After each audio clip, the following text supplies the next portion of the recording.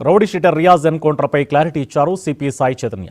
ప్రభుత్వ ఆసుపత్రిలో చికిత్స పొందుతున్న రియాజ్ గది అద్దాలు ధ్వంసం చేయగా చెక్కింగ్లో భాగంగా ఆర్ఐ గది వద్దకు వెళ్లగానే శబ్దం వినిపించడంతో రూమ్లోకి వెళ్లాడన్నారు. ఆ తర్వాత కానిస్టేబుల్ వద్ద ఉన్న తుపాకీని రియాజ్ లాక్కొని ట్రిగ్గర్ నొక్కే ప్రయత్నం చేశాడన్నారు. గత్యంతరం లేకని ఆర్ఐ కాల్పులు జరపాల్సి వచ్చిందన్నారు. ప్రొసీజర్ ప్రకారం పోస్టుమార్టం జరుగుతుందన్నారు సిపి సాయి చైతన్య. ఇవాళ ఒక అన్ఫార్చునేట్ ఇన్సిడెంట్ జరిగింది.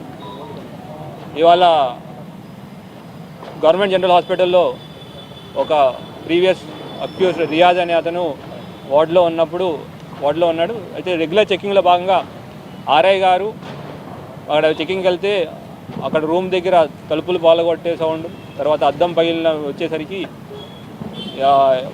ఇమీడియట్గా మెడికల్ సిబ్బందికి ఇన్ఫామ్ చేసి ఆర్ఐ గారు, ఎస్ఐ గారు, ఒక కానిస్టేబుల్ గారు లోపలికి వెళ్ళి ఎందుకు ఆ సౌండ్ వస్తుందో లోపలికి వెళ్తే ఈ రియాజ్ అనే వ్యక్తిని అంత గోల చేస్తున్న వ్యక్తిని తీసుకెళ్ళి అతను బెడ్ దగ్గర కూర్చోబెట్టే ప్రయత్నం చేశారు.